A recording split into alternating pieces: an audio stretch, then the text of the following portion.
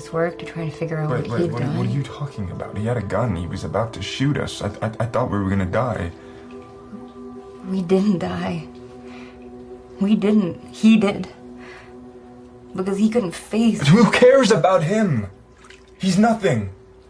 He's the result of faulty programming. He's the juice concentrate of a system that needs to be fed dead bodies in order to survive.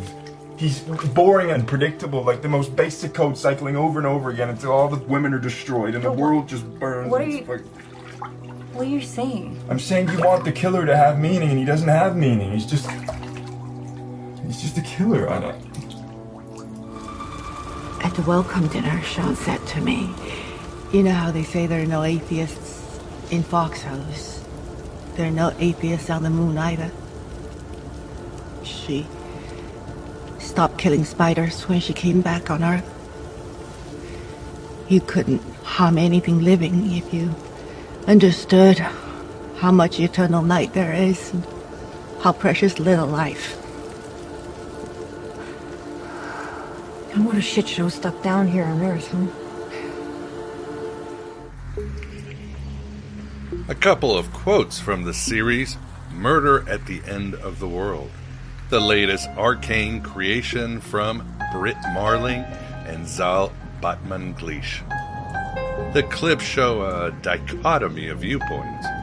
One ponders on why get philosophical and mystical with the state of the universe, when the Sethian idea of a bad software creation full of broken code and hungry algorithms is all you need as an explanation.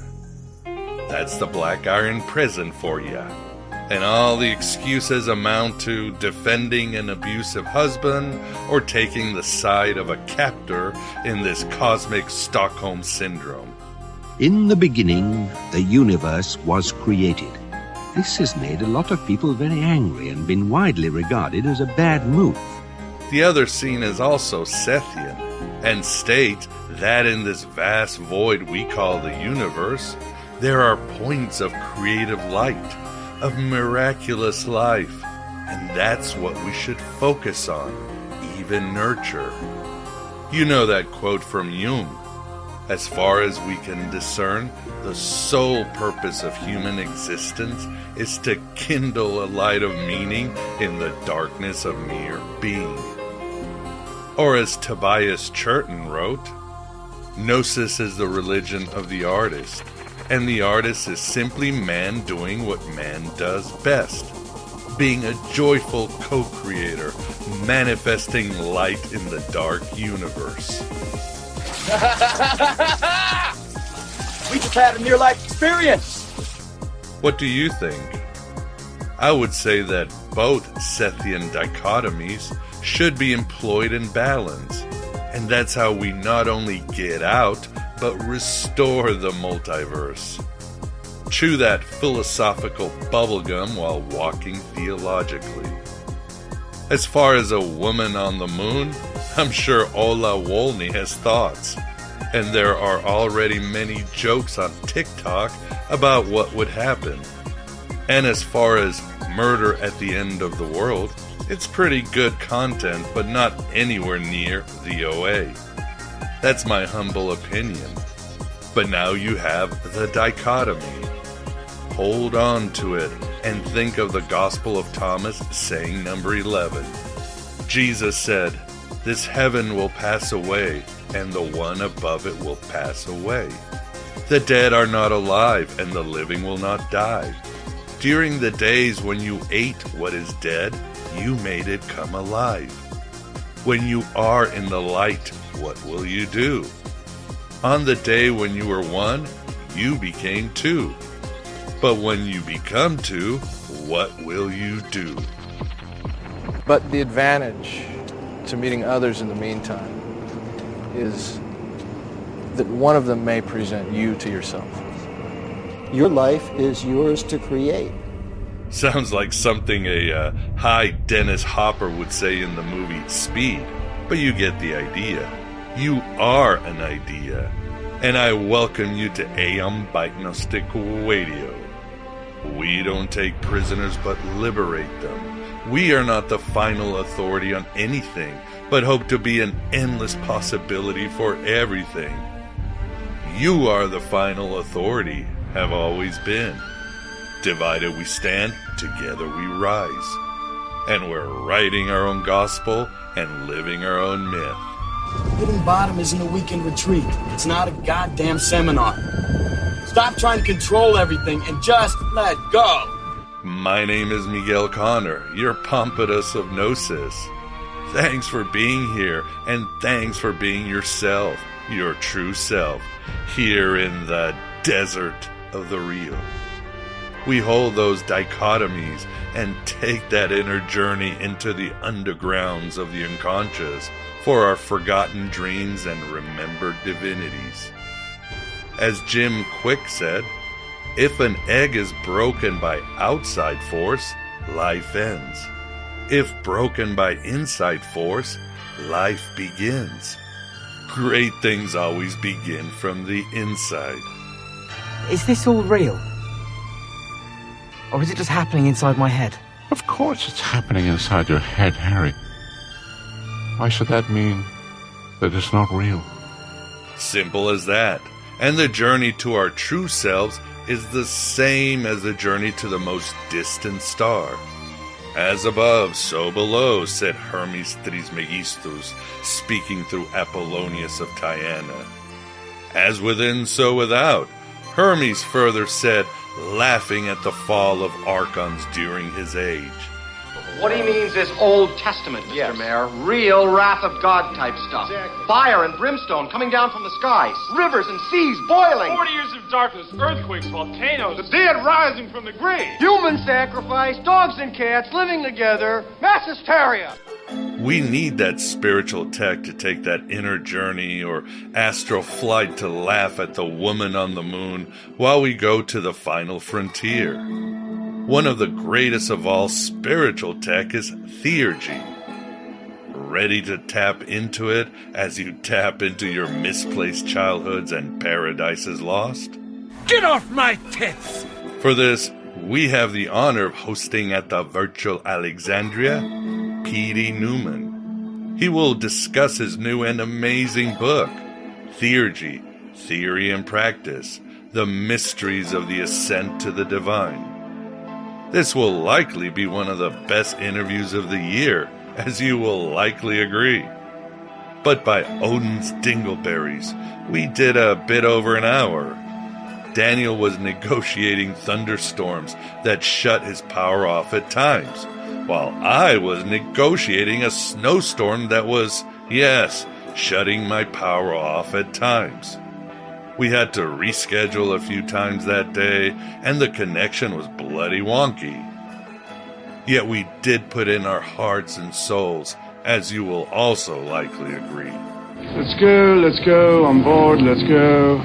For all subs, as also a useful bonus for your spiritual tech arsenal, I'll include an interview with Dr. Jeffrey Kupperman on his book, A Theurgist Book of Hours. It's another killer interview. So consider this a mini workshop on learning to take those flights past the woman on the moon, the stellar archons, and toll booth heavy stargates until you reach the monad or your higher self. Really one and the same. One day you'll realize that you've had not just one or two past or future existences, but that you were and are everybody and everything that has ever been or will ever be. Considering this fantastic and important topic, I would whip out this quote by Eric Davis, which says it all. The Neoplatonists' ascent through the spheres, the Gnostics' sudden awakening, the desert monk's rejection of the Elan Vital, is not simply a philosophical error or the mark of patriarchy, but is fired by an intensely lucid yearning of the highest of goals, liberation. We don't need to expiate our crimes, but to discover and remember the way out of a false world created through no fault of our own. And this way out is way out. Gnostic texts crackle with a peculiar energy, an almost sci-fi sensibility of alien gods and supramundane universes of light. Though not the first cosmic dualists, the Gnostics may have been the first spiritual off-worlders. Venerable tradition of sorcerers, shamans, and other visionaries who have developed and perfected the art of dream travel, the so-called lucid dream state, where by consciously controlling your dreams, you're able to discover things beyond your capacity to apprehend in your awake state. And just as good, let us end with this poem by Albert Gerard, which also tells you what you need to do. The name of the poem is Initiation. Come, my child, over there, guarded by an angel, treasurer of the secrets of forbidden knowledge. There bleeds for corrupted hearts a strange vine, twined with the hissing snake of paradise lost. The angel sleeps when I wish.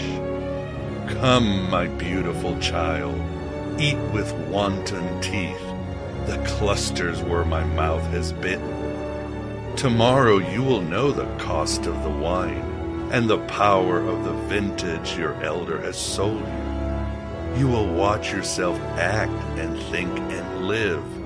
You will be at once the reader of the book, the obscure writer of that hideous book, and you will die very old, cultivating your pain for having abdicated the scepter of your ignorance, which raised you to the height of heroes and the gods.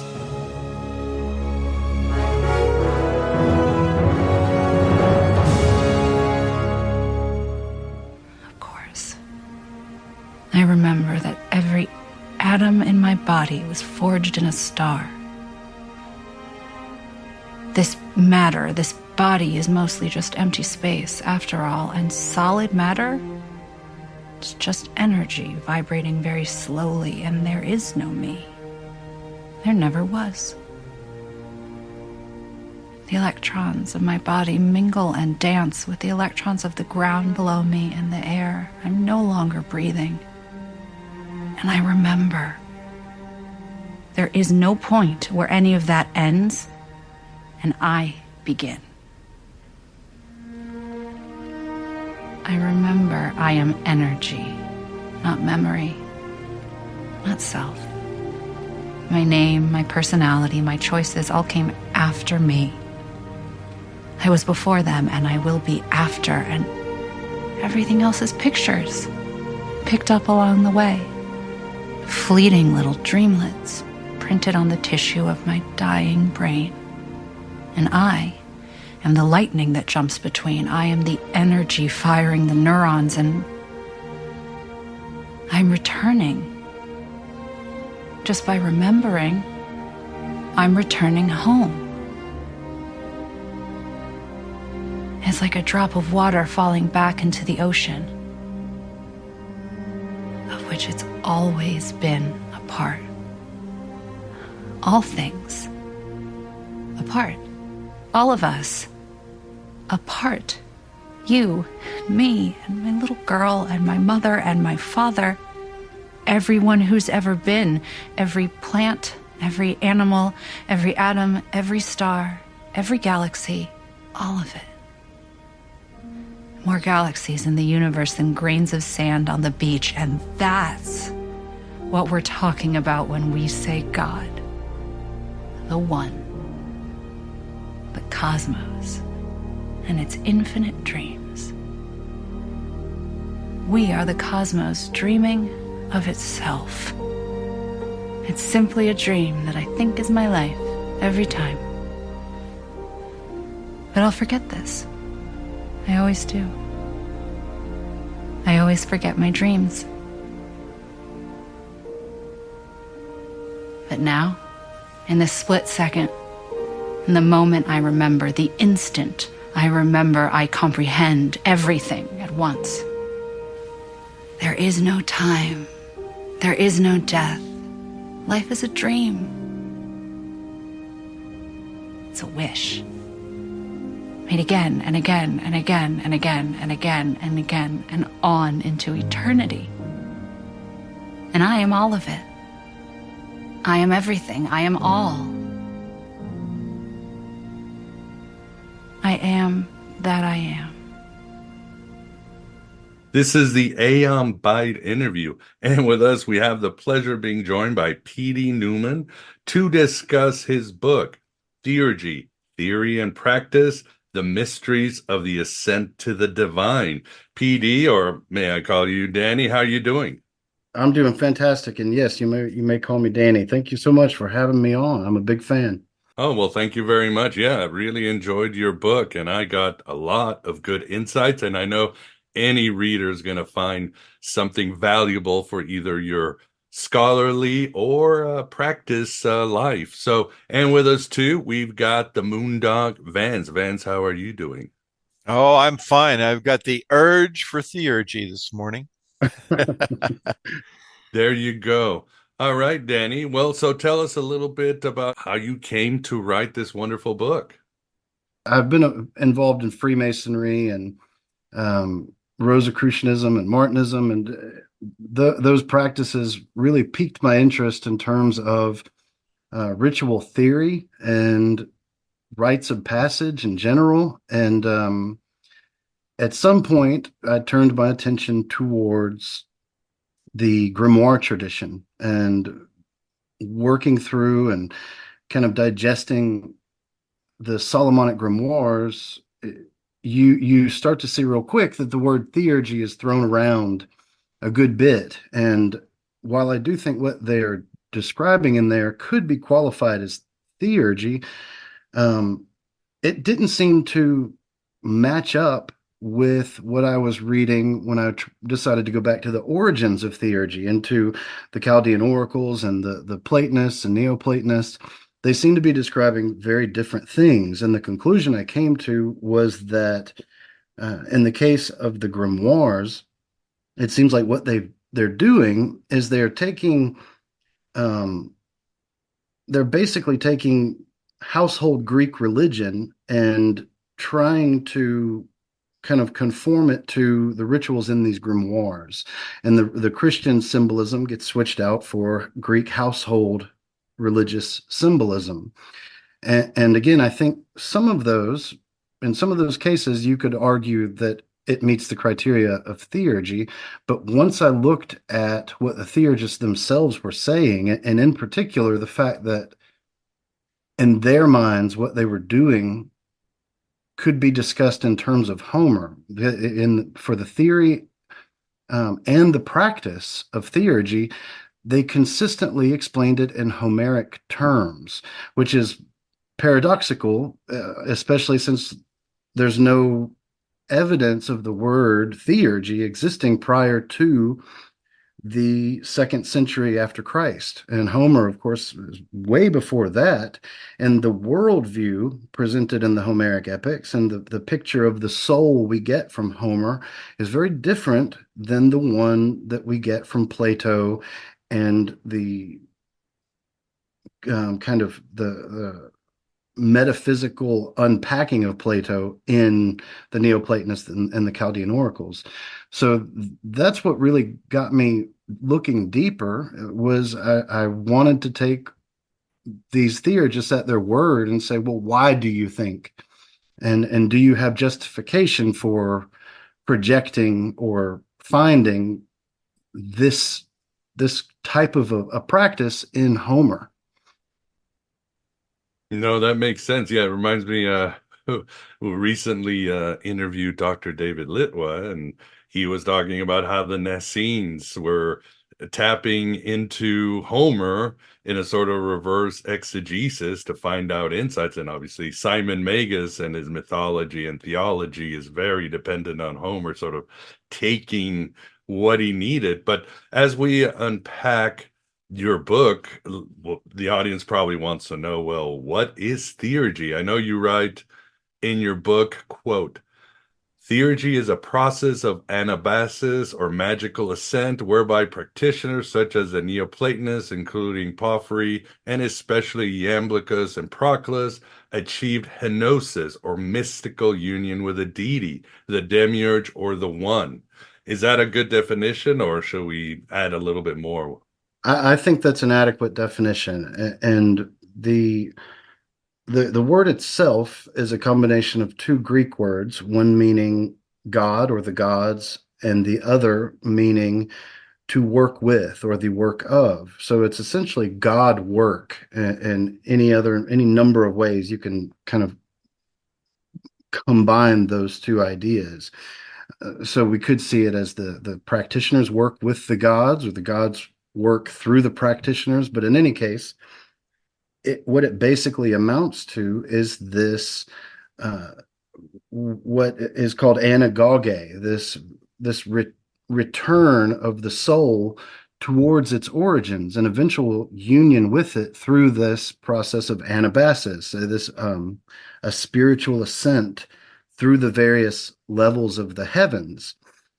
And prior to Plato, that kind of an approach is very limited. You don't see many of the pre-Socratic philosophers talking about soul ascent. You get a couple where there is soul flight, but they're not talking about traveling through the heavens. They're talking about more like leaving the body and traveling through the world to other locations. The closest thing we get to soul flight in those early days is katabatic, where with figures like Parmenides, we have these philosopher poets traveling into the underworld, and the underworld has always been accessible to man. Granted, it's after death that this usually is believed to take place when they go to Hades, but Mount Olympus, quote unquote heaven, has always been the province of the gods. Men weren't even imagining themselves going there prior to Plato. But when Plato comes along, he reorientates this concept of soul flight from a katabatic descent into the underworld. And he accomplishes this by allegorizing Hades. The minute he says that Hades is right here, we're in Hades now, and that the descent from a purely divine state of being to an incarnated material state of being is the fall into Hades. And once that's accomplished, there's nowhere to go but up. And that's what happens at this point. Soul flight becomes a flight into the heavens and a return to that spiritual state of being where the hypostases exist, at the top of which, and we might think of the hypostases as the quote unquote pagan counterpart to the Holy Trinity. And at the top of this is the Father, the One, which is called either the monad or the pege, which means the source. So the monad means the one.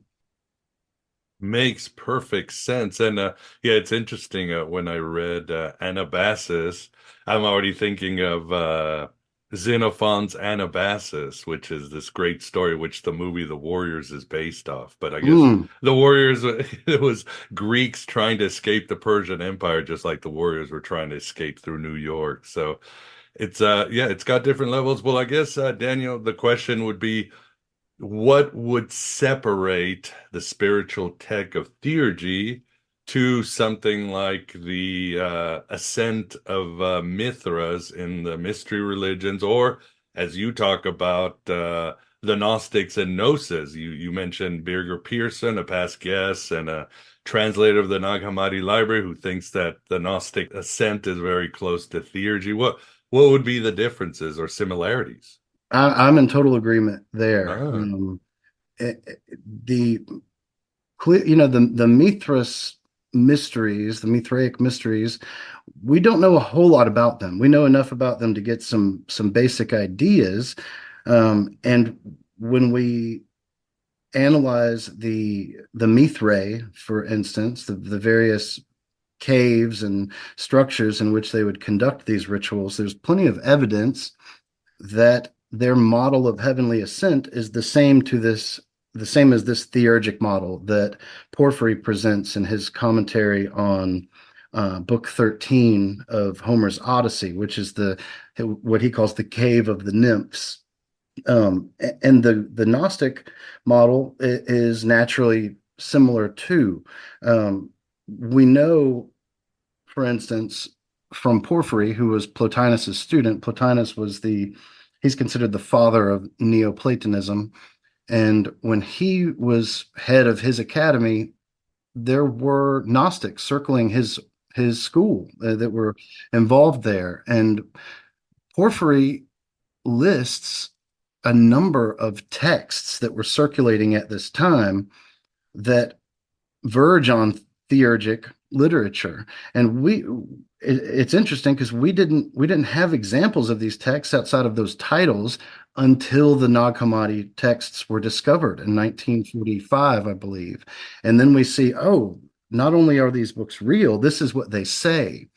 And there's a great study by a man who passed away shortly after he wrote it. He died too soon. Absolutely brilliant man named Zeke Mazur. His real name is Alexander. And he wrote this book on the Platonizing Sethian Gnostics. Yeah, fantastic book. But he demonstrates that Plotinus's big innovation is that his process of ascent and return to the one and union with the one is very naturally a reversal of his philosophy, of his cosmology. So when he explains how the many come from the one, how we go from the state of one God, one thing, one entity or being that is beyond being, goes through the processes of creation and making the gods and the universe and everything in it, how those stages are mirrored in the process of ascent. So what he's basically doing is reversing creation. And in an individual man's ascent, he's basically going through Genesis backwards in Judeo-Christian terms.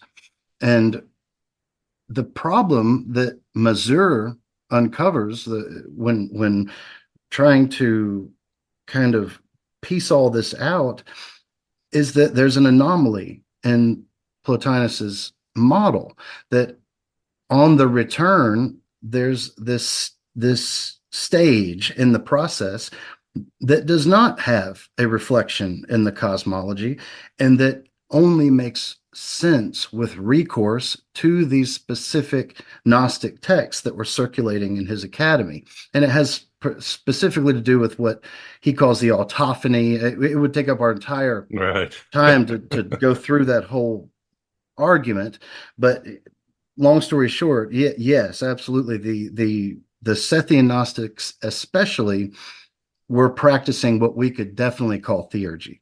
Yeah, for sure. I always call these guys spiritual off-worlders, those cats in Alexandria, the Neoplatonists, the Gnostics, the Merkabah Jews, the Hermeticists, because as April DeConnick said, they're just not like traveling the zodiac to have fun. They're going beyond to make contact with this ultimate consciousness. Like you said, the one, the father, the monad, whatever you. So they were all innovative. And even as Dylan Byrne says, when you read Plotinus, he's not just answering the Sethians. You can tell he's got the Sethians on his mind, but he's also got the Valentinians. There's a lot of, he's quoting like the Tripad Tractate. So he's wrestling with the Gnostics, and Burns thinks that Plotinus is indebted to the Gnostics because that's what fuels his, I don't know what you want to call it, indignation, ego, whatever you want. Mm-hmm. There's no lack of ego with Plotinus, that's for sure.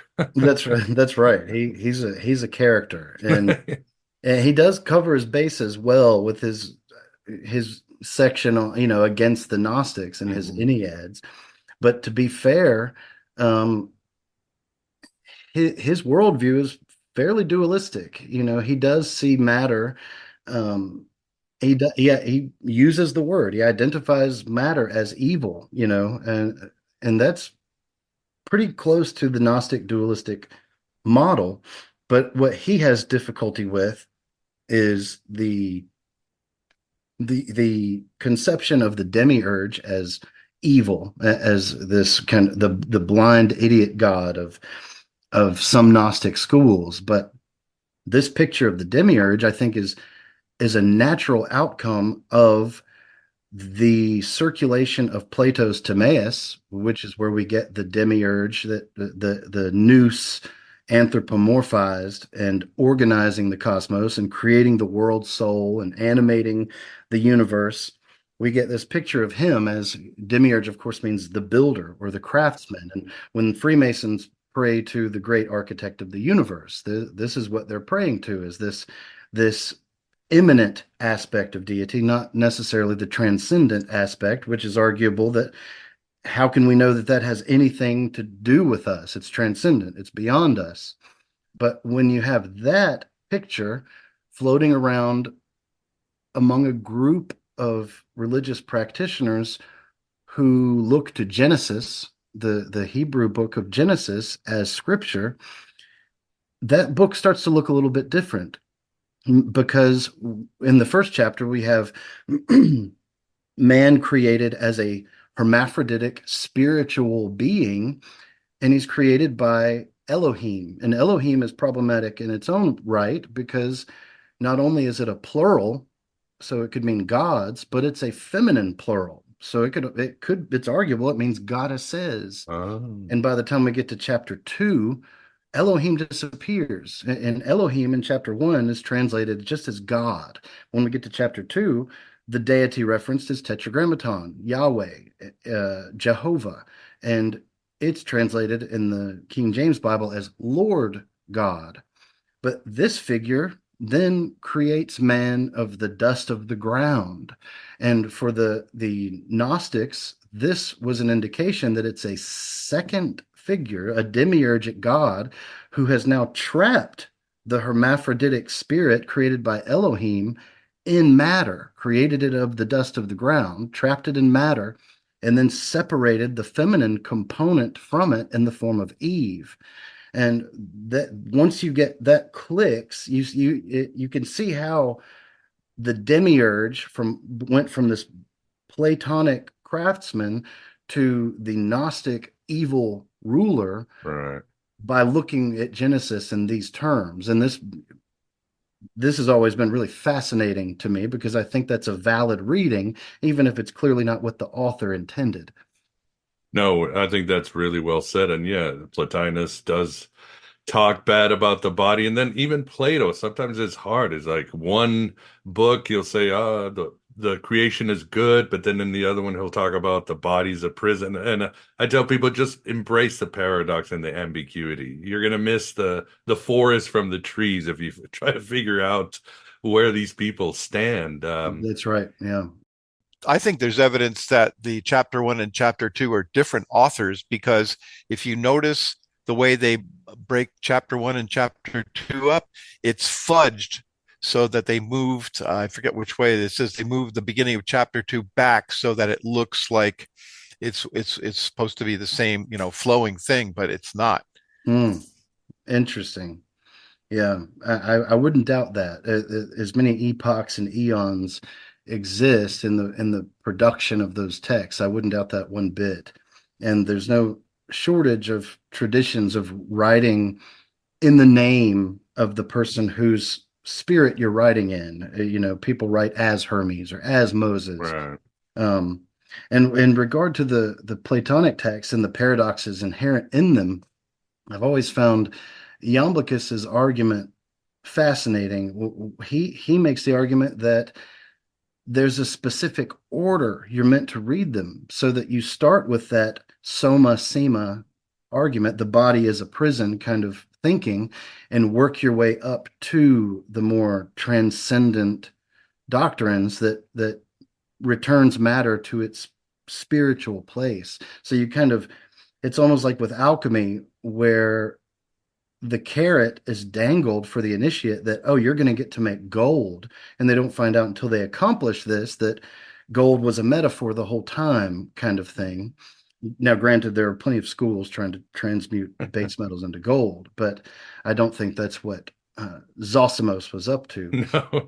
But I think with Plato, the early texts, he's trying to meet them, and I don't mean early in terms of temporal, I mean in terms of Iamblichus's order of reading them.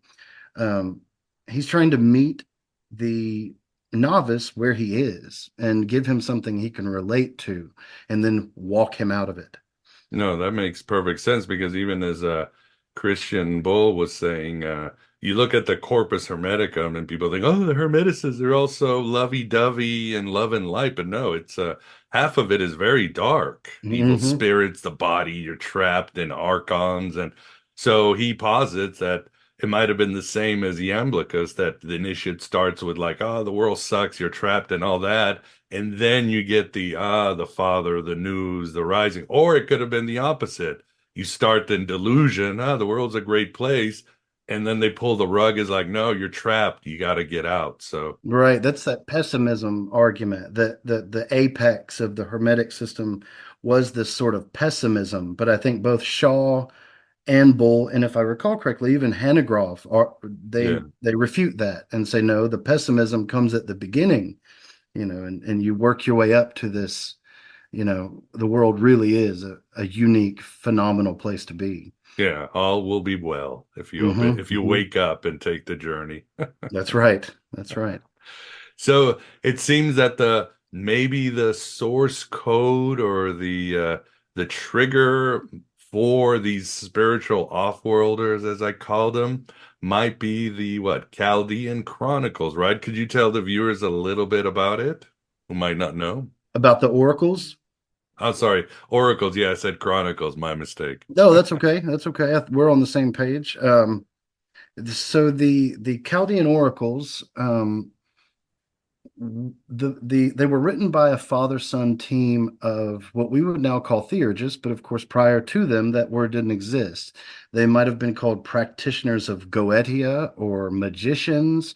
We don't know how they would have been viewed at the time, but it's a father-son team that is doing something very similar to what I like to say that John Dee and Edward Kelly were doing. The father would have made these calls, these invocations to various deities, namely and most especially oracular deities like Apollo and Hecate. And the son, the second Julian Jr., would have been in the position of a sort of Edward Kelly that could see or hear or participate in the deities who answered these calls. And he would produce these oracles. Now, in the case of the Chaldean oracles, there's another player involved that is very interesting to me, that they phrase it this way. But the oracles were delivered by the spirit, by the soul of Plato. And Plato becomes the mouthpiece for Apollo and Hecate. And it's this series of utterances that have not survived in full. We only have fragments that are given to us mainly by the Neoplatonists and by later Christians who are refuting some of the statements in the oracles.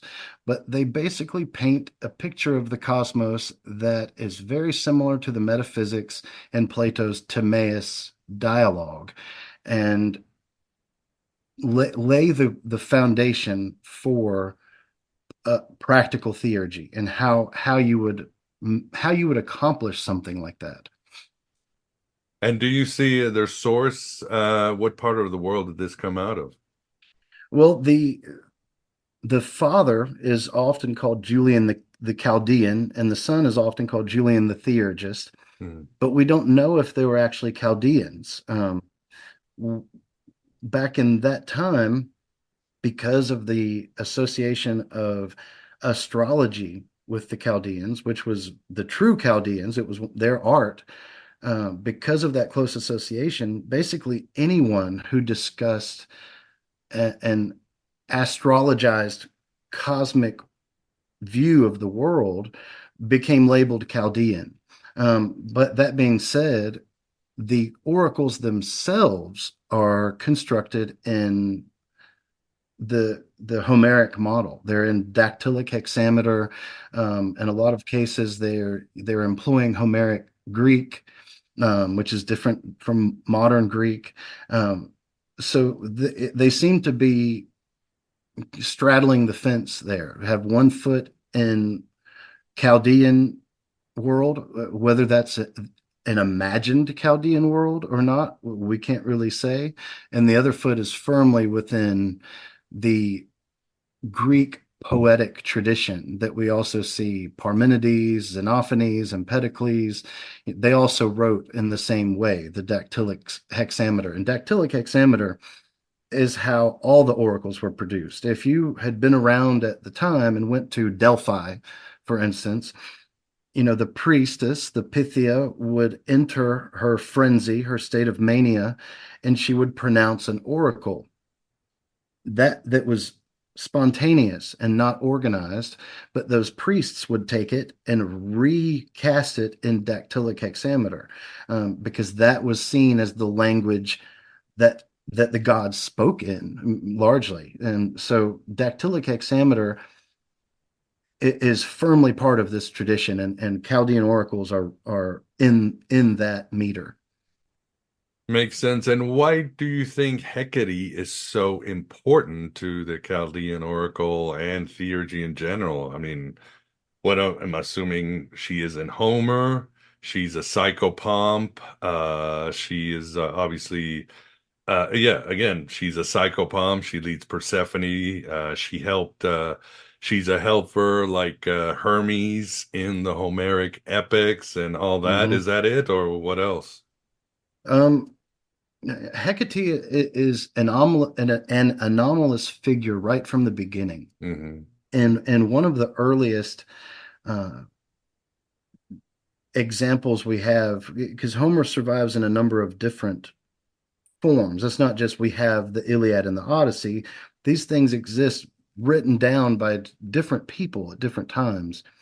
And in the earliest example we have of the scene where Agamemnon slays his daughter Iphigenia, I believe is her name. He wants to set sail and he's unable to set sail. And the prophet, the oracle on site, tells him that he has to sacrifice his daughter to the goddess in order to make amends for slighting her, which is what's keeping them at bay. And in the popular version of the Iliad, she's sacrificed. She's killed by her father as a sacrifice. But in this earlier fragment of this scene, which is discussed by Sarah Iles Johnston in her book, I believe it's in The Restless Dead, she talks about how Iphigenia became Hecate. She immediately turns into Hecate. And at this time, Hecate was kind of the protectress of unmarried women, of maidens. And the picture we have now of Hecate, say in modern witchcraft traditions, is very different. She's this kind of scary, chthonic mother of demons,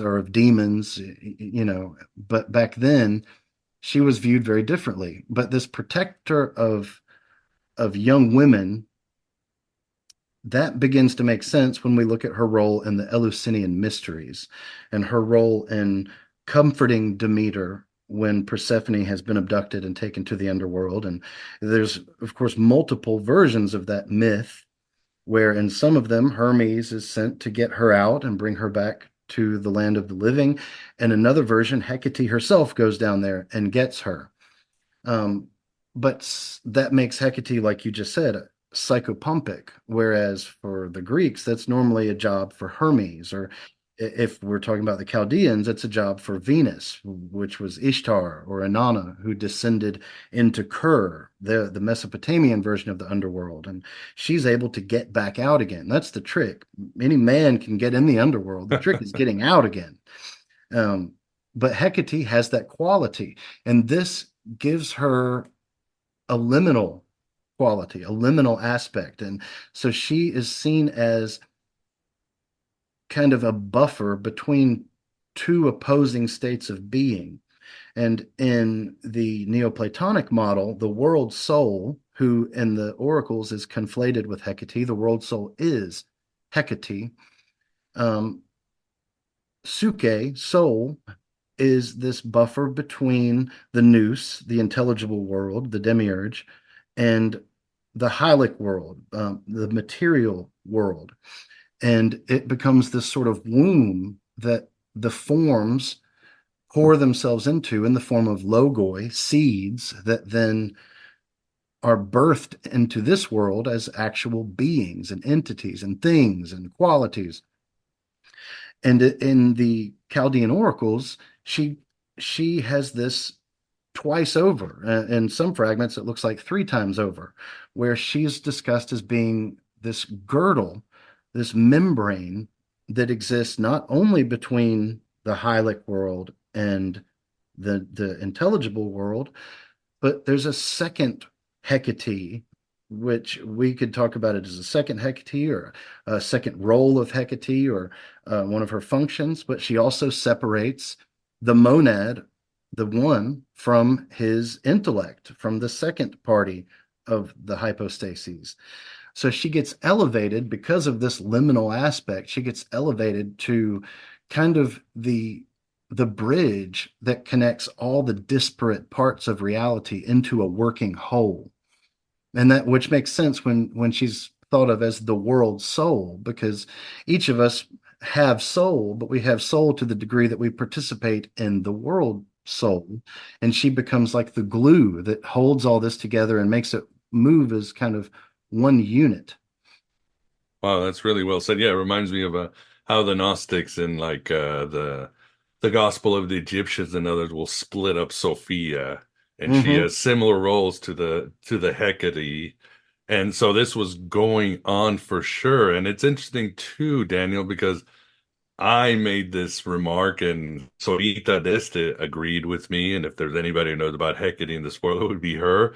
But I said the thing that most modern occultists miss is that she is a trickster goddess. She's like Hermes. And I'm sure you see that in your circles, spiritual circles. But yeah, we want what a trickster god or deity will give us: innovation, transformation, passage through the doorway to higher worlds or altered state of consciousness. But we don't want what a trickster always does, which is turn our life upside down and destroy our whole system. We don't want to let go of the 9 to 5 and the comfortable house, right? That's right. That's part and parcel of the oracles in general.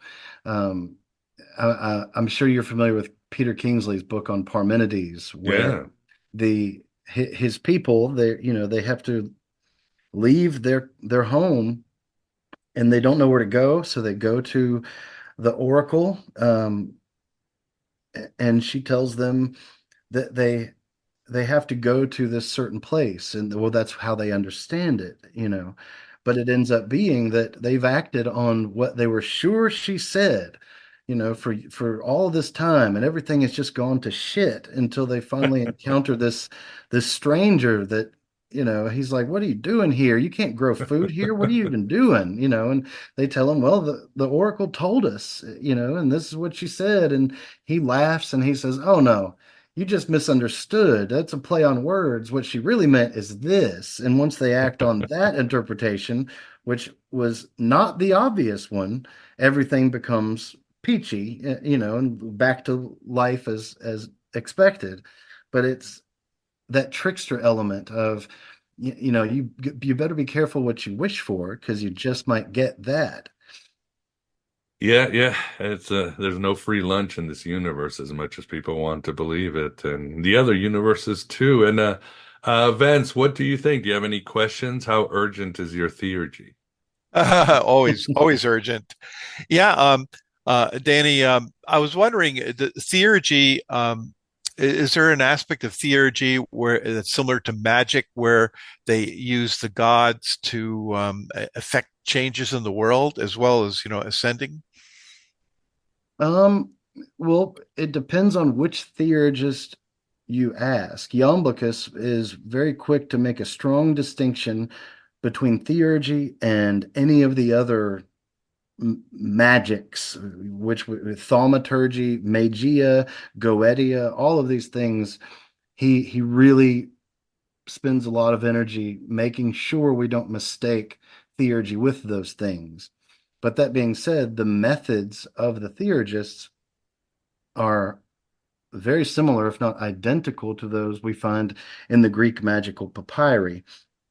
And in this text, we have a lot of compelling the gods, almost at times even threatening the gods that if you don't do this, I won't make my sacrifice to you, or I'll make sure my family doesn't worship you. It can get pretty harsh. But with Porphyry, he introduces this idea of divine persuasion, that we don't compel the gods as much as persuade them. And we see that with Parmenides, for instance, when he goes to the underworld and he wants the gates of Hades opened, but the goddess won't open them. And the daughters of the sun, who are hastening him in this chariot down that road to that gate, they use cunning and trickery and sweet words to convince her to do it.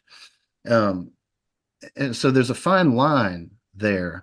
And there's also kind of a paradox, because the theurgists talk about how the gods give us their means of invocation. So let's say that Hecate comes to you in a trance state and tells you that you can invoke her or evoke her by doing this specific thing and saying this specific thing. And let's say that the thing you're supposed to say involves a compulsion.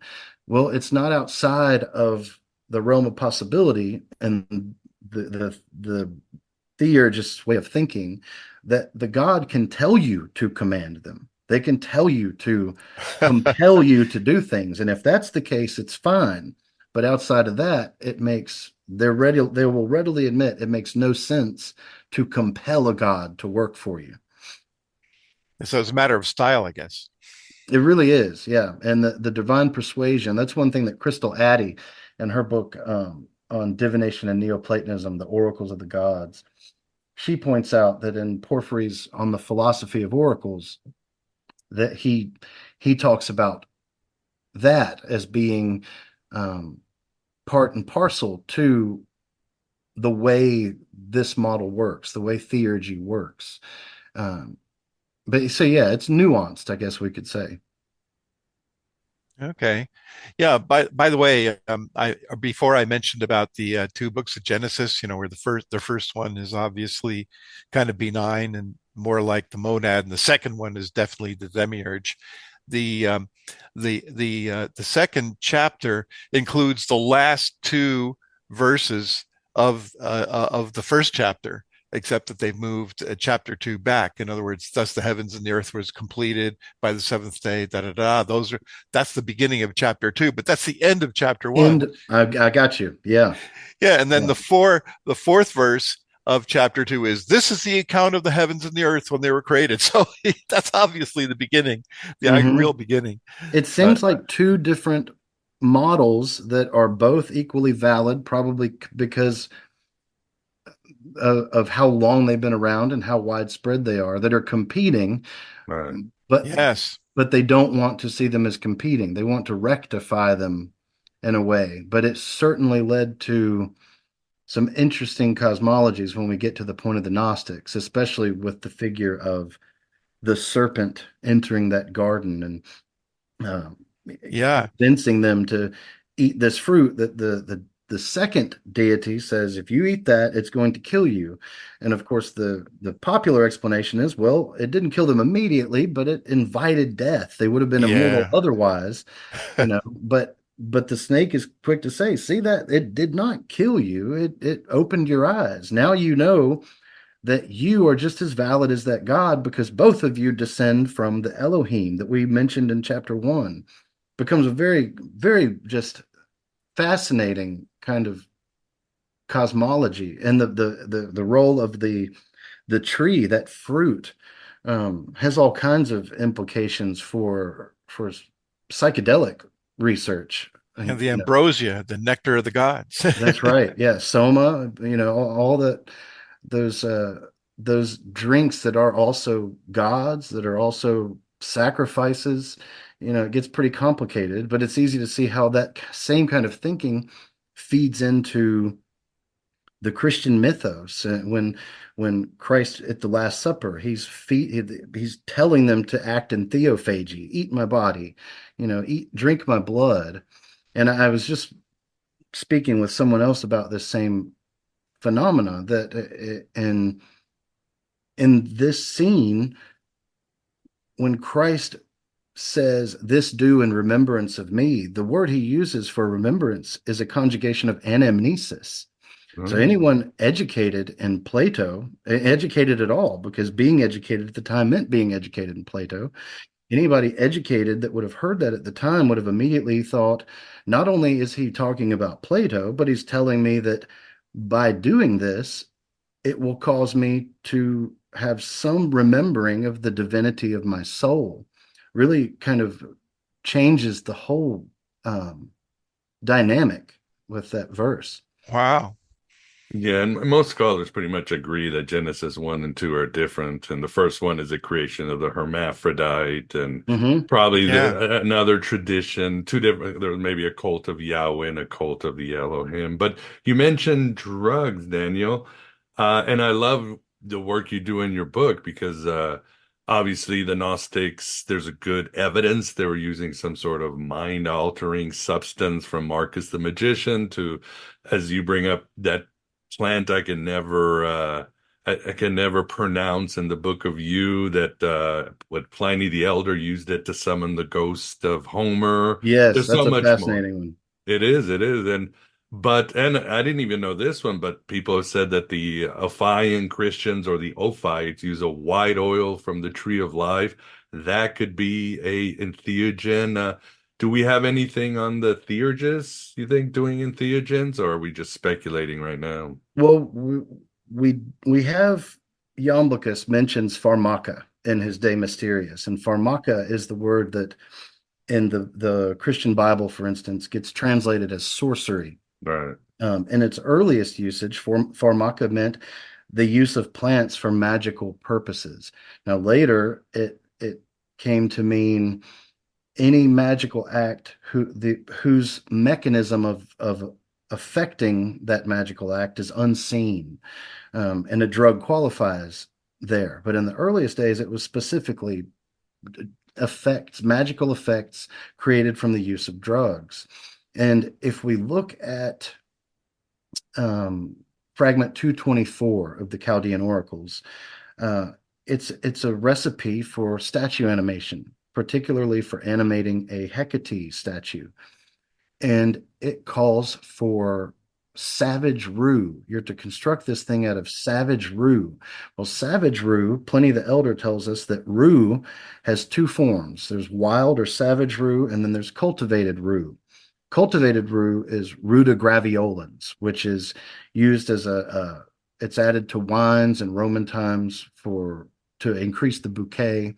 It's used in some Catholic settings for throwing holy water and benedictions, whereas savage rue, wild rue, isn't really related to the ruta graveolens at all.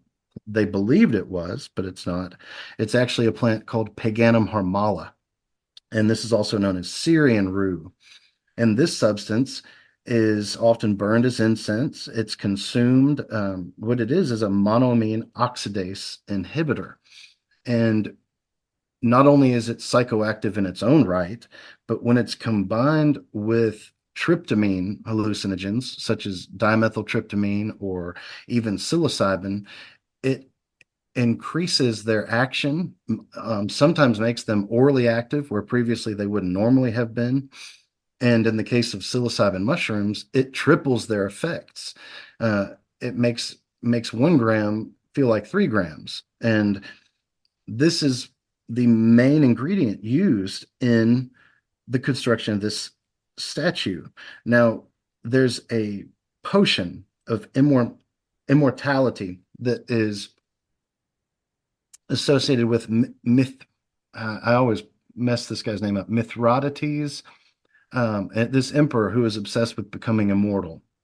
And there's this potion he had come up with, or that someone had come up with for him, that one recipe was found for it and the ingredients called for rue. That was one of the ingredients. And it was found near where I believe it's called Costa, the place in Italy where they found the Eleusinian temple, the temple to Hecate, Demeter, and Persephone, where they actually found ergot in the dental calculus of a skeleton there. And they also found these wine vats where they were brewing some kind of a wine, and next to it, they found the remains of all of these frogs and lizards. And 10 years ago, this wasn't even really a thing, but now you can get online and look up all of these cases, especially in India, where people are becoming addicted to lizards, house geckos, and there's something in them that is psychoactive and is often paired with opiates. We see it often used by opiate addicts in conjunction with opiates. But when Hecate is describing how to make this statue, she says to use this savage rue, and she says to use it in conjunction with the geckos found about the house, these lizards. So that's a good indication that drugs are being used, even if they're not being taken internally. You got to think magical plants aren't always consumed. Merely having them as a talisman, as the agent that animates the statue. When we talk about it animating it, these things are drugs because they contain neurochemicals. They contain things that make us have experiences. So when we're saying animate a statue, what better way to do that than put something in it that is a neurotransmitter?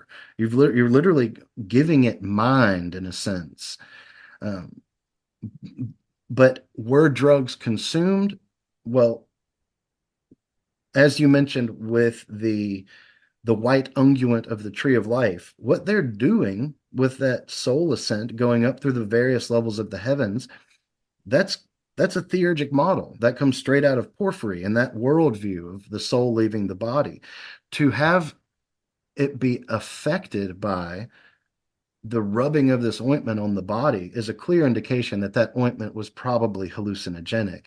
And we have parallels in witch's flying ointment, which is, granted much later, but it's the same notion, infusing an oil or an ointment with psychoactive psychedelic properties and then covering the body with it to cause this reaction. And that reaction being, in the case of witches, flight to the Sabbath. Well, that's that soul flight motif. Whether or not witches were really doing that idea wasn't pulled out of a vacuum, So I think it's very not only possible, but probable that drugs played a role in this. And we know from Empedocles, for instance, a pre-Socratic philosopher, in his fragments, he tells his student that he will teach him all manner of pharmaca, all manner of doing drugs, using plants, drugs for magic.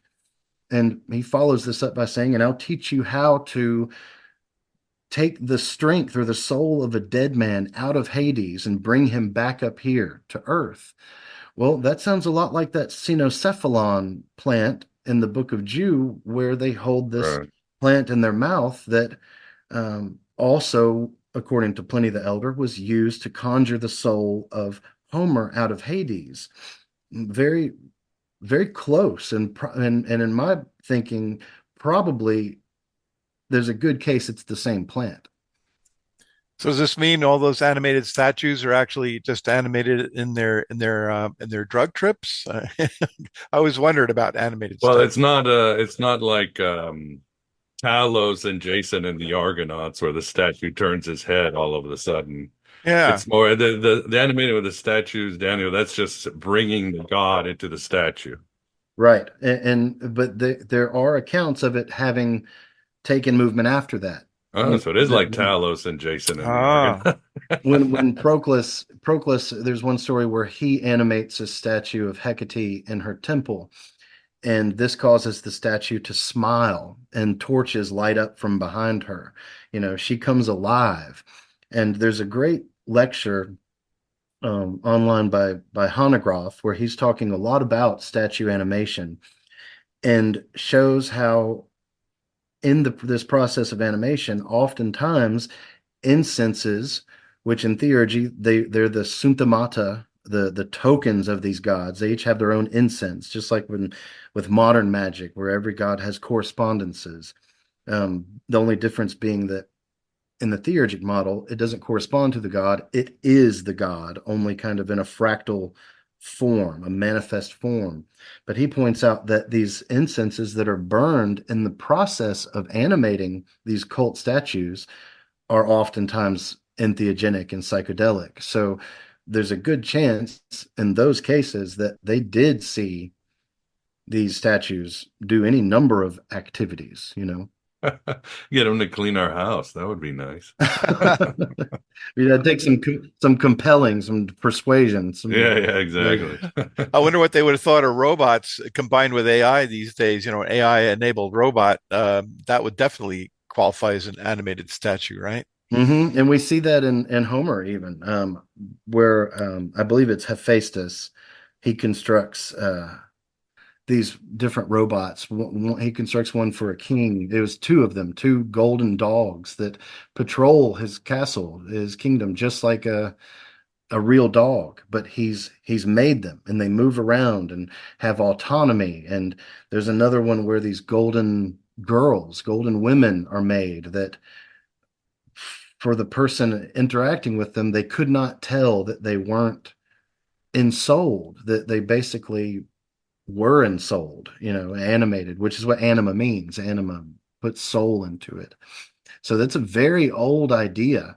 And Aristotle, he talks about the problem of animated statues. So even in his day, he mentions how there are people who can make these machines that are apparently like perpetual motion machines, which he connects to these contrivances because they appear to move on their own. Something in them that's making them move is perpetually moving, to generate it, to fuel it. So it'd be great if we had some plans of those, some kind of pictures or something, but they're talked about as early as Homer, which I find very interesting. Definitely. There's that Greek artifact that had all sorts of gears and so forth. They think it was a navigational tool. I know what you mean. Looks like a compass kind of thing. Yeah, it was way beyond what we normally would think of the technology they had. Mm-hmm. Yeah. And as we get towards the end of the interview, you mentioned Peter Kingsley, Daniel, and I know a lot of his work has been, I don't know, I don't want to say debunked, but pushed back on the idea of shamanism and the Greek culture, like Pythagoras meeting the Mongol shaman and all that. But what is your stance? What do you see as valid of shamanism coming into Greece, and what is invalid? Well, I think I love Kingsley, and I think his Same here, whether we have Mongolia in the picture, Siberia is close enough, and that's the north beyond the north. That's the Hyperborean north. If we just go north from where these things are taking place, we have the Scythians and the Thracians, which have their own shamanic practices. But if we go that next step and end up in Siberia, well, that's where we really, not only is that where we get the word shamanism from the Tungusic people of Siberia, but all of the practices that we recognize as genuinely shamanic were culled from that region. And if I was going to boil shamanism down to one thing, one practice, I would say it would be soul flight. And soul flight is predicated on this model of the axis mundi, this pole that connects all of the worlds, and the soul is able to travel up or down on. Now, with the pre-Socratics, we only see them traveling down on it. With the Platonists, we only see them traveling up on it. So temporally, it's divided, but in my estimation, it's the same phenomenon. And I think it's safe to say that is an example of shamanism. When you have someone like Empedocles taking Homeric verses and then singing them in songs with an instrument and causing people to go into trances, and which there's actually a story associated with him where he plays this verse, sings this verse, and plays on his instrument, and is able to change this man's demeanor, who is literally in a state of, he's about to murder someone, but Empedocles he stops that, and it's so effective that the man becomes his closest follower after this. So when we're talking about using something like this in this kind of a way and pairing it with ideas of soul flight and interaction with divine beings, I don't see the problem with calling it shamanism. I get that, to be fair, shamanism exists only in Siberia, but that doesn't make the practice look any different than curanderismo and Right. in Central America and the iatromanteia in Greece. We're looking at a universal phenomenon that seems to be in the prehistory of every religion. The more civilized, for lack of a better word, these religions get, the further these practices get away from us. But I don't see the harm in using an umbrella term like shamanism to discuss them. No, I agree with you 100%. Shamanism is a spiritual modality. It's something that Jung or Jan Kuliano would agree is like reincarnation. It's it's a building block in our psyche. It's always going to be there in every culture. If we go to another planet, the idea of the astral flights and the underworld and all that. And quick question. I agree. Going down is the same as going out. The Merkabah Jews, whenever they took their flights, they said on purpose, "We are going down." And great point. Yeah. Why were they looking for the dark goddess? Because I know in Homer, Odysseus, he is trying to avoid Persephone because people, again, think Persephone's love and life, but she took her job seriously. She was a girl boss. In other words, Hades was the god of the underworld. She was the god of death. She was going to F you up if she found you. So why were these guys looking for the dark goddess underworld?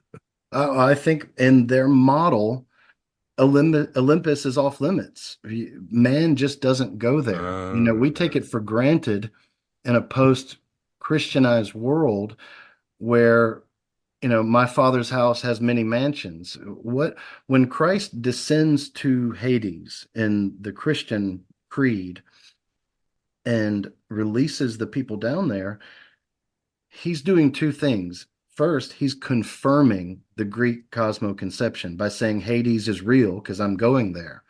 So he confirms it. But then he says, I'm going to let the saints and holy people out and bring them up to heaven, basically bring them to Mount Olympus where they will get to live as a god. So after confirming it, he then turns it on its head and overthrows it, kind of. But prior to that kind of approach, there's only one way to go, and that's down. Now, of course, Plato brings in this new idea that man can travel up and unite with the gods, but you still have to come back down, that you still have to return. And as Jamblik said, we have to know our station, and man fills a gap in the chain of being that if we're not here really in this body, then the machine doesn't work. But to maintain that connection between spirit and matter, man has to travel up and then back down and up and back down. And epistrophe and pruodos, as Proclus called it. But for those early pre-Socratics, I don't think they had the hubris to say, I'm going to climb Mount Olympus. But it was fully part of their worldview that they could get into the underworld and back out if they had enough Hermes to work with, Yeah. Or Hecate, one of the two. If they had gone through the mysteries, the Eleusinian mysteries, they would have been given a picture of the world, granted a secret picture, where a person got in and back out of the underworld. And that opens a door. That gives permission for those practitioners to follow in those footsteps. But we don't have a door opening to Olympus at that point. Makes perfect sense. And yeah, I have to ask you this, or maybe you can speak to it, but you are in the Holy Land of Tupelo, as far as I'm concerned. As many know, the good people at Inner Traditions are putting out my book on Elvis Presley and his occult side. And of course, I make the case that he was a shaman, even, and I bring a lot of scholarship that shows that what he was doing on stage and in the 60s when he got into Yogananda and Theosophy, he was just doing shamanism. He was our country's shaman, if you would. And I went down to Memphis, Daniel, last November, and it was an incredible experience. But we had two choices. We could either go to Tupelo or we could go to Clarksdale and see the Crossroads with Robert Johnson. And my friends and I decided we're going to go give the devil his dues, if you know what I mean. But I do hope to go there. Have you been to the King's house? Oh yeah, yeah. We've spent a lot of time there. We, my wife, she recently, I say recently, it's been over a year ago, graduated from nursing school, and we did her photo shoot down there at Oh, the wow. place. And my son loves the cars down there. There's fantastic vehicles, Elvis's cars. But yeah, I agree that this is the Holy Land. I absolutely love it. I was born in Memphis, Oh, and my wow. wife was born here in Tupelo. And so when I moved here, it was to be with her. And once I got here, it's such a unique place. It really is outside of time in a lot of ways. Things don't move here and progress here the same way I've lived all over, and every time I come back here, it's like leaving time. I don't know how else to put it. But if you do, I can't wait for that book, by the way. That's right up my alley. And if you do make it back down, um, Oh, for sure. come see me and I'll I take you to will. some of the lesser known haunts Oh, down there. wow. Yes, yes. Sooner. Yeah, probably be sometime this year. So, yeah, I gotta go pay homage to the Bethlehem. Yeah, as I tell people, Elvis Presley is the great magician of America. His magical system was rock and roll. His temple was Vegas. And I can just drop, that's a mic drop because Vegas is the true theurgy temple of the American psyche. Yeah, yeah. It's like our theater of Dionysus. Yes, it is indeed. Very But interesting. yeah, yeah. Well, look forward to advance. Any last questions as we wrap this up? Yeah. As far as Plato is concerned, in the Timaeus, did he postulate that the afterlife people would rise instead of going to Hades? Did he contradict, Greek mythology? Not in. It's been a while since I've read all the dialogues. I don't remember anything like that in the Timaeus, but in the Phaedrus, he very clearly discusses that ascent while alive. He doesn't spend a lot of time Yeah. on it after death, but again, in at least two or three different dialogues, Hades is allegorized, and we are in Hades right now. We're there. So there's nowhere else to go except up. And he definitely talks about going up, but rising from the dead, I don't recall that in Plato. Yeah. And of course, the allegory of the caves, they're going up That's out right. from into the caves. That's right. And he Mhm. Yeah. was a proponent of reincarnation, so you have that. You could definitely make that argument. There's plenty of that. If you want to call rising from the grave reincarnating, we could make that argument. I think that'd be safe. Yeah, of course, that's kind of a bubbling up and down again, right? Mm-hmm. And the other quick thing I wanted to ask you was, do you think that the Old Testament's admonition against the worshiping of idols was connected with the Greek statue animation? Statue animation in general, because it's not limited to Greece. We see it in India. We see it in Oh, Chaldean lore. Statue animation is a fairly universal um, uh, process. If you get a chance, and the listeners want to check it out, you can get on YouTube. The actual term escapes me, but there's you can watch this ritual of them instilling, I want to say it's a statue of Krishna with prana, which prana is the Eastern counterpart to what we would call pneuma or anima, but they're instilling it with prana to animate it. And they show the whole process of burying it as though it's dead and pulling it back out and, basically treating it as a living being. And this survives even today in African religions, especially Palo Mayombe, where they have the central object of their ritual is this nganga pot. And this nganga pot is basically an animated statue. It's constructed with animal parts and plant parts and stones that are all, we could say they were the sunthamata and the sumbola, the tokens and signatures and symbols of the gods, the mpungu, they're meant to catch something of. And they go so far as to baptize these things, as making them Christians, basically. So yeah, it's a universal concept. And I think the universality of it is definitely part of what caused Old Testament thinking to reject images in any form as idols. Idol, it comes from eidolon, and that's what these statues are. They become the eidolon of these gods. And in the pseudepigrapha also, you see, like with Bel and the dragon, where Daniel destroys the statue of a Middle Eastern deity.